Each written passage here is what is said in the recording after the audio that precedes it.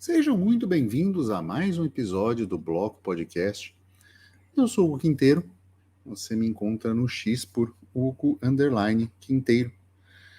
E no episódio de hoje, um Bloco Podcast Responde, número 9.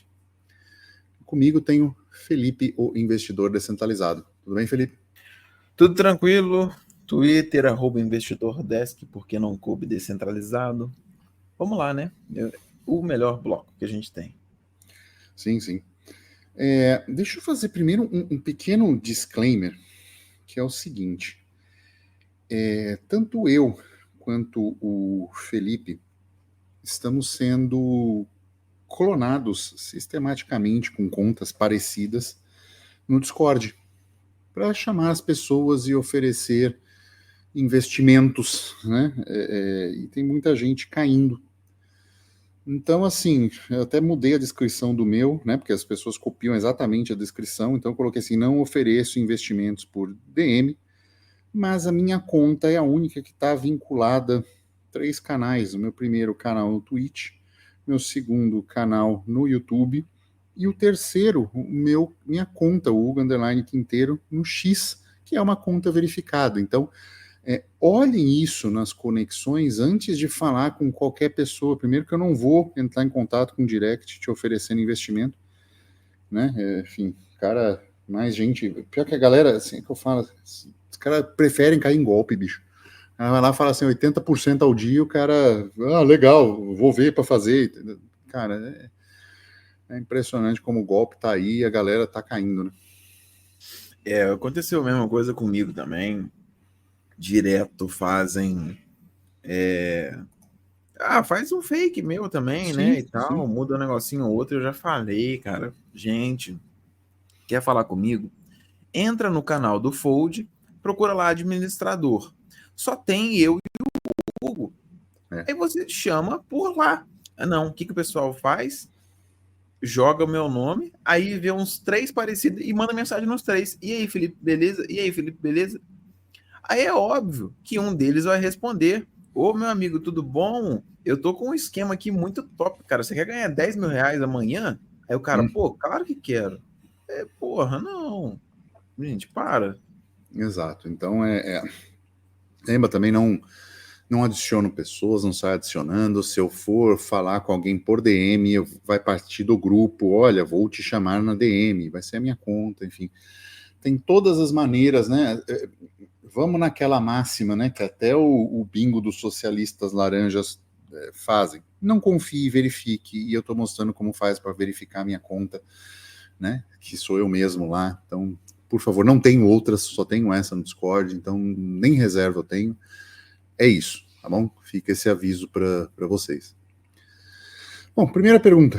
Senhores, alguém tem algum link para vídeo ou tutorial atualizado sobre melhores carteiras hot wallets para Bitcoin?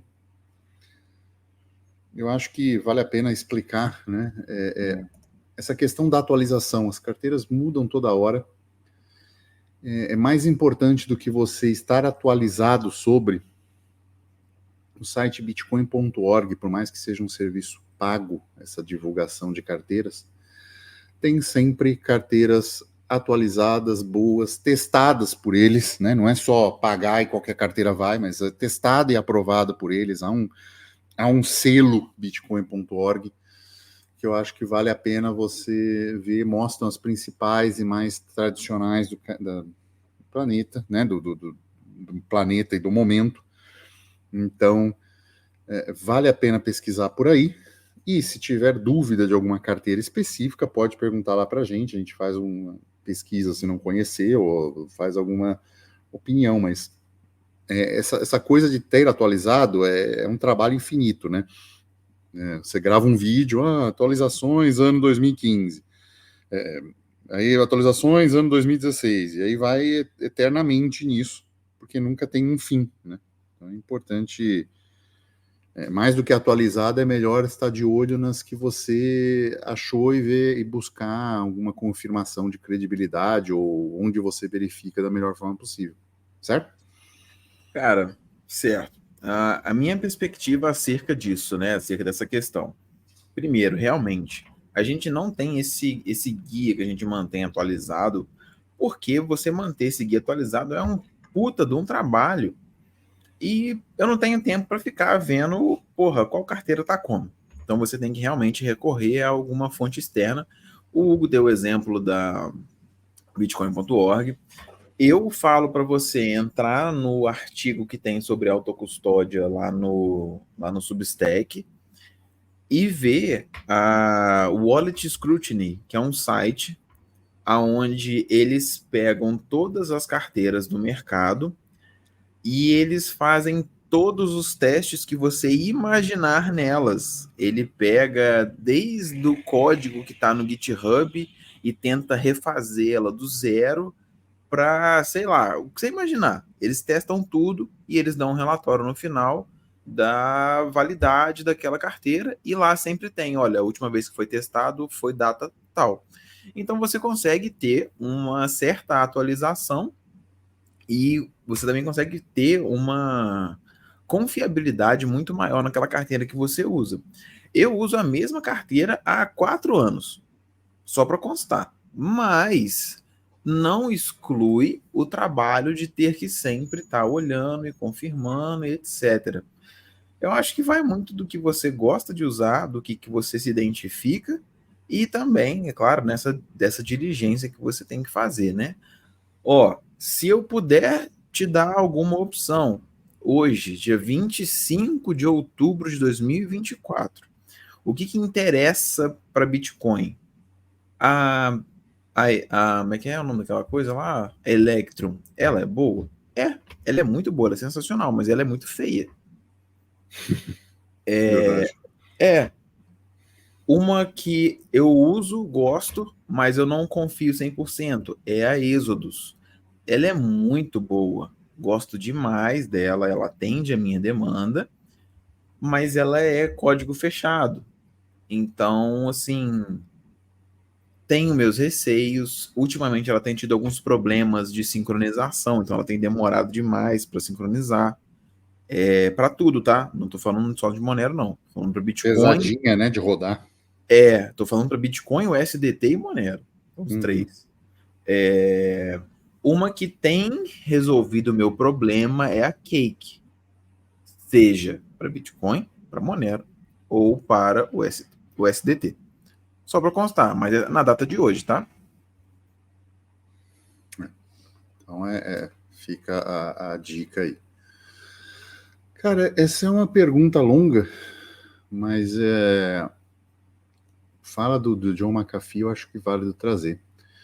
Estava assistindo algumas entrevistas onde o John McAfee comentava sobre o uso de Monero e apontava algumas críticas ao Bitcoin. John chegou a falar que o Bitcoin vai a zero porque as pessoas não estão usando ele de forma como deveria ser usado, que seria como moeda de troca. E ele também cita as fragilidades na questão de privacidade nas transações. Que detalhe, isso ainda não foi resolvido até hoje. No final do vídeo, ele deixou bem claro que a melhor cripto de troca atualmente é o Monero e deu como exemplo que 99% dos fornecedores da Dark Web só estão aceitando Monero e que no passado eles só aceitavam Bitcoin. O que nós achamos disso? Pode começar. Cara, tá, obrigado. Bela pergunta. Tem vários pontos a serem considerados e eu começo já falando que ultimamente eu tenho ficado puto com algumas transações de Monero porque a carteira demora demais para sincronizar. Aconteceu comigo na Cake, aconteceu comigo na MyMonero. Às vezes uma não sincroniza e eu tenho que ficar trocando node. Aí nenhum node sincroniza e eu tenho que trocar de carteira. Porra, numa correria do dia a dia, isso estressa. Mas é o único defeito que eu vejo também. Eu não vejo mais nenhum outro problema. Se você for olhar, a gente tem várias pessoas, né, que são consideradas assim, não é celebridade, mas pessoas que são conhecidas no assunto ou inteiradas naquele meio, que já deixaram claro que, cara, pô, o Bitcoin ele não é a moeda de troca que você vai ter no futuro por N fatores, né? A rastreabilidade é o maior deles, mas ele é muito bom para fins de valorização, né? Ele valoriza demais. E para quem quer ganhar dinheiro, né? Talvez valha mais a pena você se manter no Bitcoin. Não impede nada de você ter os dois, é claro, né? Mas, enfim, o que ele fala é verdade. O que ele fala não é mentira, porque todo mundo que já. Todo mundo que transaciona com Bitcoin, o cara que transaciona, que eu digo assim, o cara que troca Bitcoin on-chain todo dia, o cara sente a necessidade de uma coisa diferente. Não tem como negar isso, porque aconteceu isso comigo há anos atrás, quando eu comecei a transacionar com Bitcoin on-chain todo dia. Não só por questão de taxa de rede, mas por questão de rastreabilidade. Porra, você começa a conseguir ver as movimentações. E se você faz 3, 4 trocas com a mesma pessoa na mesma semana, você começa a olhar a carteira do cara. Isso Uhum. é fora de cogitação, cara. Isso não pode ser feito. Então, assim, o que ele fala não está errado. A gente realmente tem visto esse movimento na Dark Web. O que foi antigamente Silk Road, só foi a Silk Road com Bitcoin porque a gente não tinha tanta difusão do que era o Bitcoin e tantos serviços que conseguem mostrar e rastrear o Bitcoin. Hoje a gente realmente está migrando, né, para o uso de Monero, é o que faz mais sentido na Deep Web, mas eu ainda acho que para fins de moeda de troca do dia a dia, eu vou meio que concordar ultimamente com o Rossello, que o SDT na Polygon, por exemplo, o SDT numa rede barata, tem feito bastante sentido agora. Eu não descarto o uso de Monero, tá? Porque eu também uso normalmente. Mas talvez só se arrumasse só esse probleminha da wallet demorar a sincronizar, tava assim, top, resolvido. Um detalhe, né, o SDT, né, ele é centralizado e ele depende do dólar americano. Então você tem 2 pontos de falha absurdamente grandes. E no Monero você não tem isso, né? Então, assim, no Bitcoin também você não tem, né? Mas tem os poréns. Ah, cara, deixa eu reler a pergunta, mas eu acho que. Não, eu Não, acho que é isso, porque ela é longa, né? sim, sim. Acho que John McAfee ainda é um ícone neste mundo cripto, de alguém que pagou caro para tancar o sistema, por assim dizer, e fez disso um estilo de vida. Vou te dizer que, assim, eu tive poucos problemas com o Monero em termos de sincronização de carteira. O problema mais relevante foi quando estava tendo aquele ataque de transações, que aí realmente estava difícil sincronizar. Mas foi porque eu comecei no Monero, né? As pessoas já sabem a história, né? Foi depois de conhecer, mas foi já rodando um Node. Então, assim, com Node próprio fica um pouco mais difícil essa falta de sincronização. Geralmente quando estava rolando aqueles ataques de transação que estava realmente difícil de sincronizar. Creio que isso já está sendo resolvido, porque eu vejo na comunidade do Monero um movimento completamente diferente do Bitcoin, que é ossificante em termos de dev, é manter a coisa a todo custo.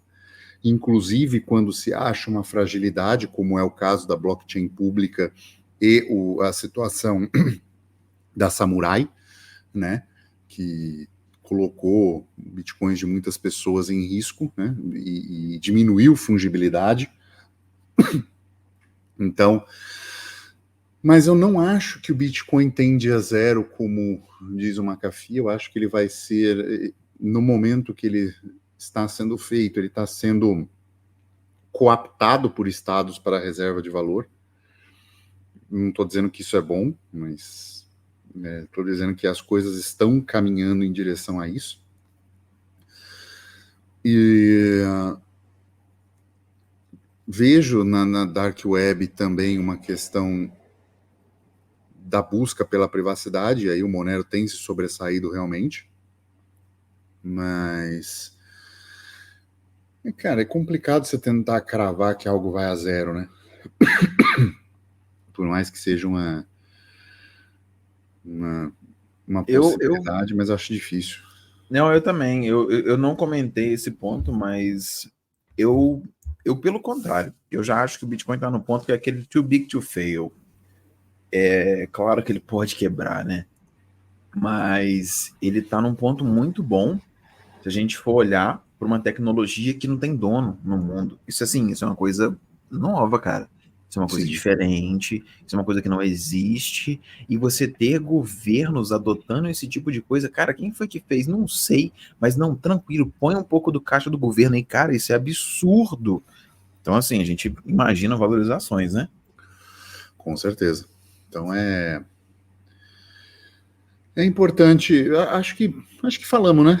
Enfim, gosto do uso do Monero, né? Acho que como como moeda circulante, eu acho que ele dá uma fungibilidade e uma privacidade necessária ao dinheiro, principalmente quando você quer afrontar instituições de controle estatal. Acho que é interessante e também vejo que tem espaço para os dois, tá? Não é cada um com a sua função. Bom, próxima pergunta. Esse negócio de Binance Earn faz o cara perder dinheiro? Ô, cara, vamos lá, boa pergunta. O que acontece? Para quem aí não conhece, né, para quem é mais raiz, né, e não fica mexendo com essas coisas, não compra na Binance e compra em P2Ps de verdade, como por exemplo nossa parceira Sovereign Swap, chame eles no Telegram, @Sovereign Swap, você pode comprar Link criptos aqui sem embaixo. KYC, obrigado. Compra criptos sem KYC, paga boletos com cripto, o USDT principalmente, né? E você também consegue fazer empréstimos colateralizados em Bitcoin, nada de Serasa, nada de Score, nem porra nenhuma. Enfim, você compra, né, direto com essa galera, e aí o que que acontece? A Binance, ela oferta um negócio que a gente chama de Binance Earn.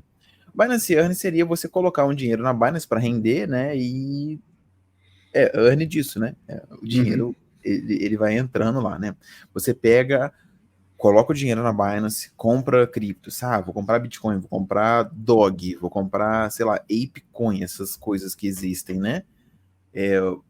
Você pega, compra essas porcarias, coloca lá nesse Binance Earn e ele te dá uma remuneração. Tem vários tipos de remuneração. É o Alguns você SDT tem isso. tem, o SDT também tem. Alguns casos você tem que trancar a cripto lá e não pode tirar por, sei lá, 3 meses. Uhum. Outros casos você pode tirar quando você quiser, mas a rentabilidade é menor, né? São opções. E, cara, depende da sua jogada. Quem acompanha o Cripto TV, né, no YouTube e vê as lives, né, eu falo do Rubens lá.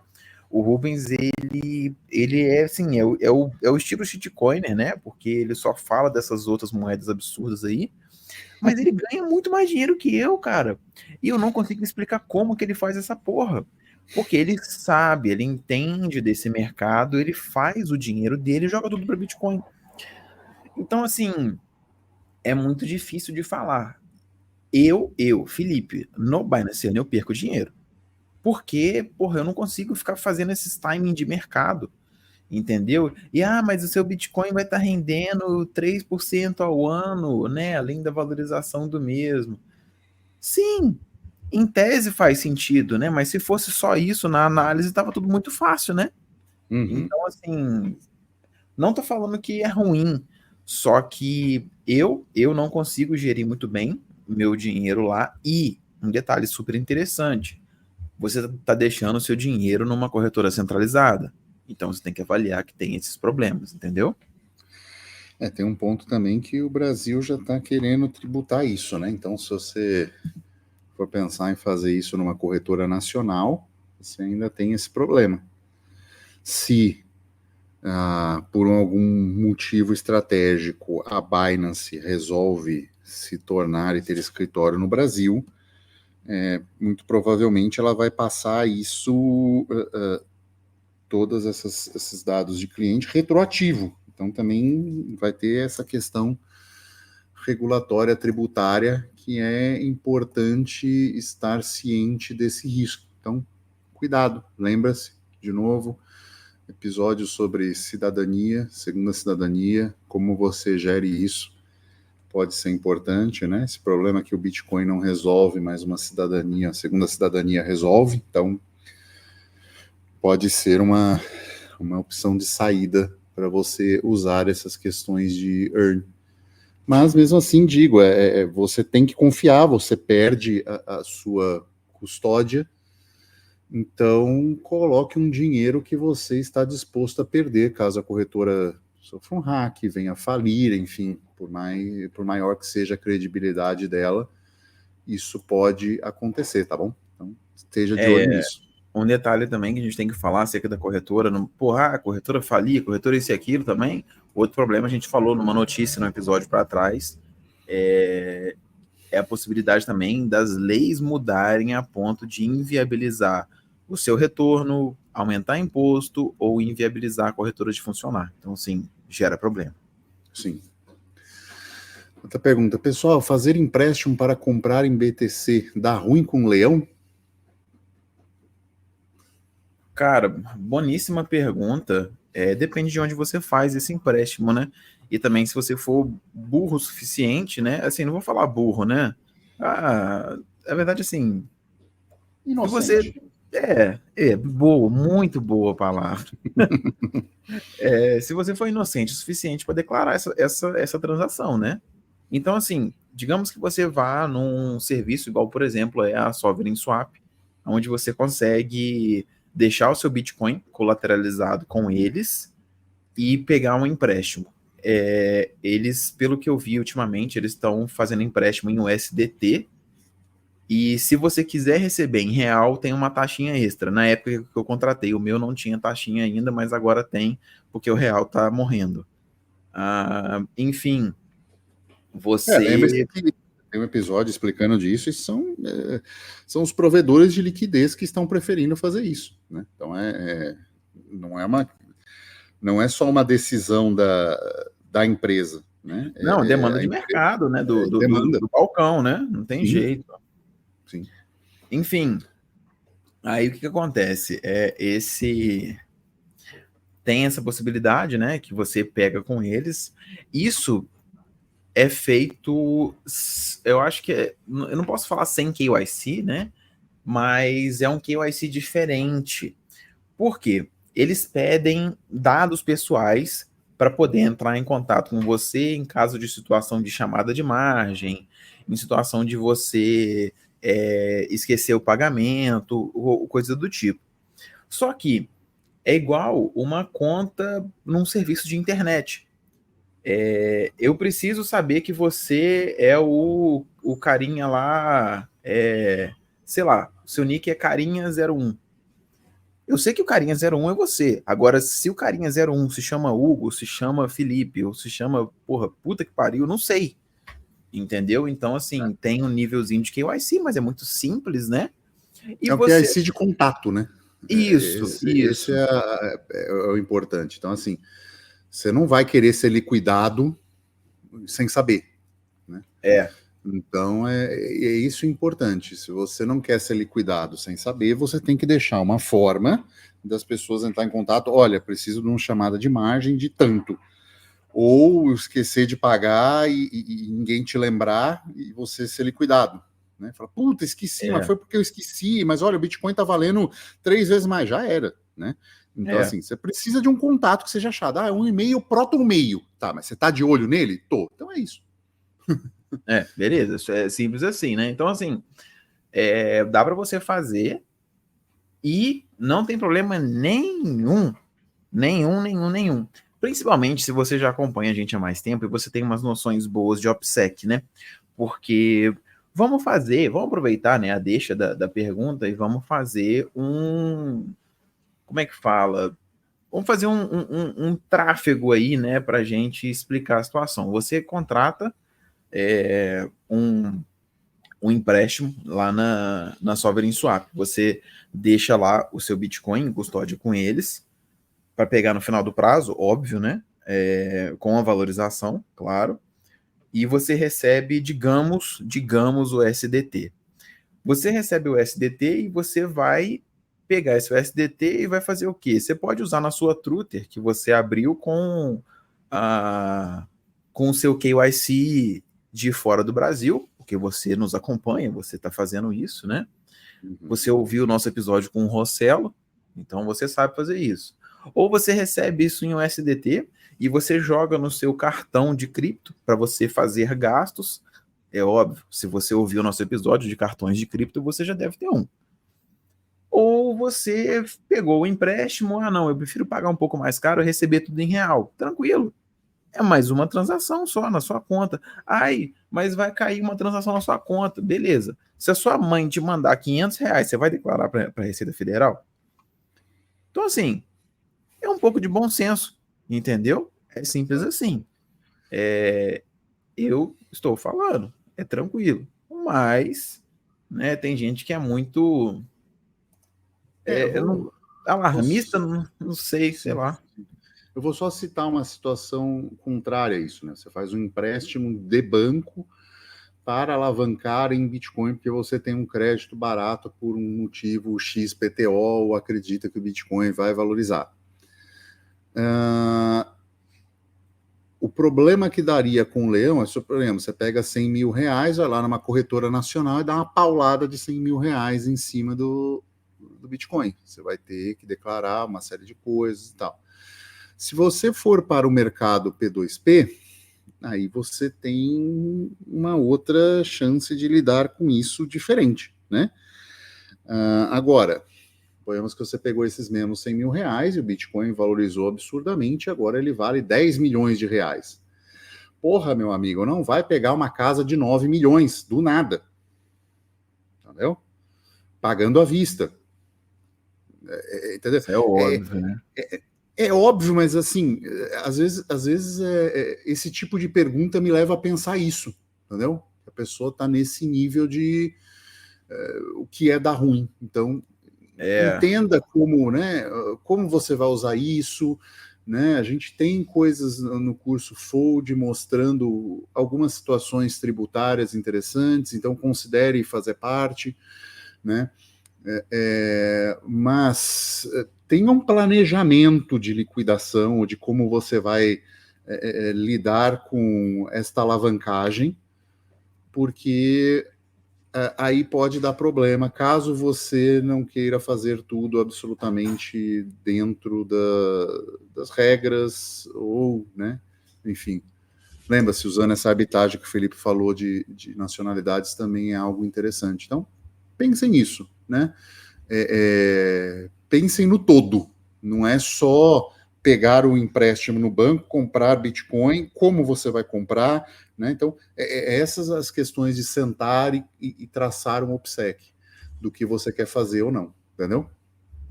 Está disposto, quais são os riscos que você vai correr, então pensa em tudo isso, tá?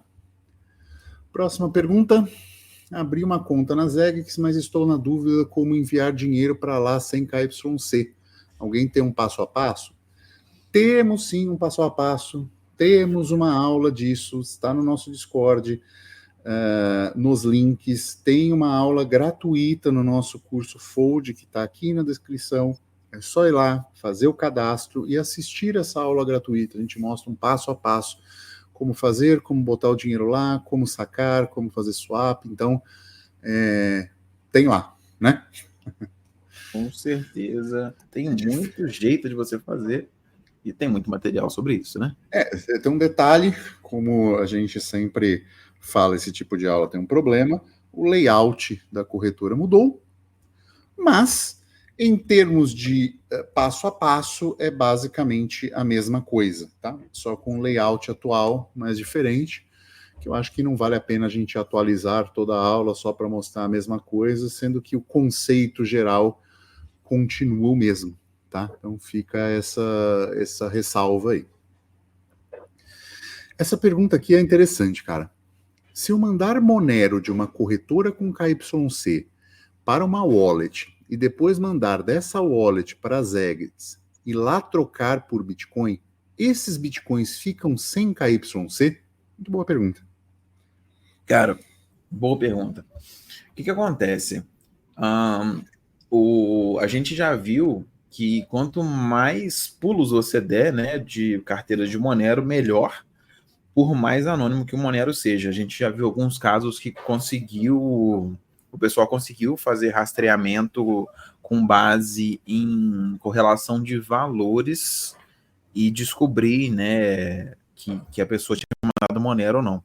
Então, assim, dá para você também. mandar. Exatamente, né? Porque, só para fazer um pequeno, já existem uma série de nodes maliciosos na rede do Monero que estão lá para prover isso, mas captar IP de quem está mandando, tá? Só para avisar. Então, por isso que é importante também, se você quer esse nível de privacidade, rode seu próprio node. Exatamente, né? Então, assim, são vários critérios envolvidos, né? Mas vamos simplificar. Você comprou Monero numa exchange centralizada, essa exchange tem todos os dados, né, para onde você fez o envio. Então, ele tem o IP do qual você acessou no dia, o valor que você enviou, o endereço para o qual você enviou e a timestamp, umas coisinhas assim meio básicas, né? A carteira que você recebe lá na Zagex, ela tem algum nível de KYC, que é o seu e-mail que está cadastrado lá. Se você viu o nosso vídeo ou a aula lá no curso Fold de como você fazer uma conta totalmente sem KYC, porra, aí você tá muito bem. Mas se você não teve esse cuidado, você tá mandando de uma com muito KYC para uma com um pouco menos KYC. O cara usa o mesmo e-mail, né? Por exemplo, tipo, porra, exatamente, eu tenho uma corretora que tá com minha identidade lá e o meu e-mail. Aí eu mando pra Zeg que se não tem KYC, ele tá com o mesmo e-mail. Tipo assim, porra, sabe? É basicão, gente. Temos aula sobre isso. Aí, beleza. Né, você tem o XMR lá e você pode comprar um Bitcoin e você vai receber depois o seu Bitcoin na sua carteira, numa outra carteira, sua, né, autocustódia, mas que veio da Zagex. Você consegue sim cortar um pouco do rastro, você consegue sim dificultar o processo de busca, mas você não impede ele. Né? Se você fosse realmente um alvo mesmo, nossa, preciso saber o que esse cara fez, ainda não estava ideal. Né? E aí eu diria para você avaliar mais coisas que não dá para eu explicar somente aqui, né? A gente tem, porra, 900 horas de aula e de textos para poder explicar isso, eu não consigo te passar agora rapidão. Mas é bom, não é ruim, mas também não é só isso. Uma coisa que eu acho válido complementar é uma das formas de rastreio utilizadas é o valor, né? E horário.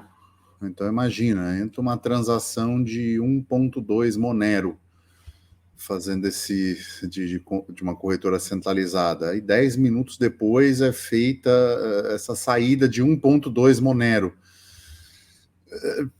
para um serviço de swap. E aí o equivalente a 1.2 Monero em Bitcoin entrando na rede.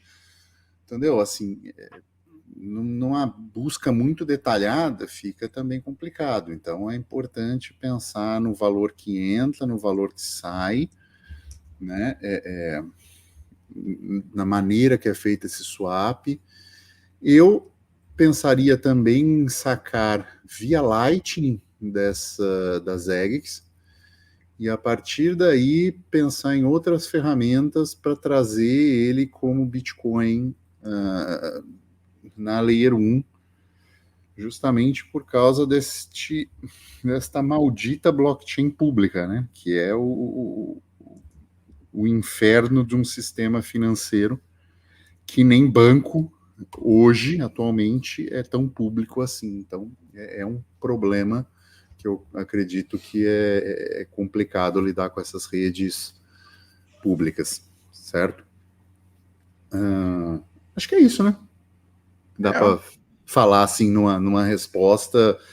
Acho que o curso Fold, nesse sentido, ele explica passo a passo cada um desses pontos de OPSEC que precisam ser cuidados, mas aí é algo muito mais longo e às vezes até necessário uma personalização disso numa consultoria, dependendo do do quanto você vai fazer, né?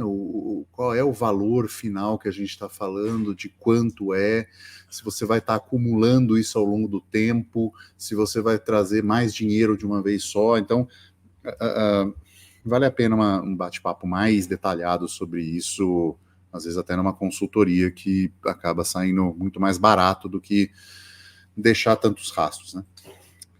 Vamos para a notícia? Vamos embora. Deixa eu pegar aqui. Não, vamos embora não, vamos para a notícia. Não, vamos embora para a notícia. Cara, a notícia saiu até agora, por sinal, assim, há pouco tempo, né? Mas hoje, algumas carteiras de criptomoedas do governo dos Estados Unidos, elas foram hackeadas, 20 milhões de dólares. E tudo está sendo acompanhado pela Arkham Intelligence, né? São eles que estão fazendo o relatório. Quem nunca viu, né, como é feito um rastreamento desse, a gente tem, acho que uma aula de... No Cripto TV eu acho que tem, né? Uma aulazinha mostrando mais ou menos como que funciona um rastreamento desse, em média. E a gente tem, além dessa aula de rastreamento, a gente tem como rastrear, a aula completa e também os OPSECs, tudo lá no curso Fold. A grande questão é que um hacker comprometeu uma carteira que é muito provavelmente do governo dos Estados Unidos e ela tinha dinheiro do hack da Bitfinex de 2016. Ela foi limpada em 20 milhões de dólares. Caraca! Então, assim, né, o pessoal tá, obviamente, rastreando, né? Mas o cara já começou, já dali mesmo ele já começou a mandar dinheiro para outras carteiras envolvendo ETH, né, o Ethereum, o SDC, o SDT e por aí vai. Aí vamos ver o que vai ser, né? Vamos ver a capacidade de bloqueio, de rastreamento, né? Assim, o SDT e o SDC são bloqueáveis, né? Uma chamada lá na Tether ou na Circles, você consegue facilmente bloquear isso. E é legal para ver também a inteligência do hacker, né? Eu gosto dessas coisas, né? Tipo, ela vai lá, roubou o Bitcoin, vai lá, troca em um SDT e bota numa carteira. Sabe? Tipo, é algo de segurança com criptomoedas que eu gosto de acompanhar só para ver quem que é mais esperto na história, sabe? Não é bom, sempre dá um retorno legal. Sim, lembre-se que mas tá vendo? Olha, usa para crime. Cara, é 1%, menos de 1%. A maior parte é feito com dinheiro fiat. Recentemente também explodiu um escândalo de bancos que permitiram lavagem de bilhões de dólares em dinheiro, né? Então, assim, o sistema fiduciário ainda é muito maior do que o sistema de cripto para lavagem de dinheiro, para roubos, para uma série de coisas. Eu, particularmente, gosto de acompanhar isso mais de perto, assim, para ver como as coisas acontecem, sabe? Assim, como quem é mais esperto nessa briga, se passa por redes de privacidade, se não passa, como isso é rastreado. Então, assim, eu gosto de ver para ver onde é que está a segurança nesse sentido, numa situação em que o Estado efetivamente usa tudo que ele tem de coercitivo para buscar esse dinheiro. Né? Então, é um teste até para as pessoas que estão buscando um OPSEC melhor. Né? Eu gosto disso, eu acho válido acompanhar essas coisas. A gente aprende muito com essas situações, né? Com certeza, com certeza. E vira sempre conteúdo de aula, né? Então, se É. caso mais resolvido ou mais adiantado, a gente faz aula desses conteúdos sempre. Certo, senhores, então vamos ficando por aqui, mais um episódio que a gente gosta de responder as perguntas de vocês. A gente está usando as perguntas que vocês deixam no nosso chat geral, né? Que às vezes a gente dá uma resposta lá um pouco mais assertiva, que a gente gosta de expandir um pouco o pensamento, enfim, falar de possibilidades, que lá a gente tem uma questão mais objetiva e de racionalidade, é que a gente pode expandir mais raciocínio. Eu acho bacana a gente fazer isso, tá bom? Lembre-se, manda esse episódio para um amigo seu que tem dúvidas comum sobre isso, que tem essas questões todas a serem respondidas, ou alguma delas. É importante que a gente espalhe isso ao maior número de pessoas. Lembre-se, chegou até aqui, deixa o joinha, se inscreva, né? Se tiver no canal do Cripto TV também, dá uma chance, tem um monte de vídeos e lives, seja membro, se possível, lá, para ajudar o canal a produzir também cada vez mais conteúdo, tá bom? E é isso, ficamos por aqui e tchau!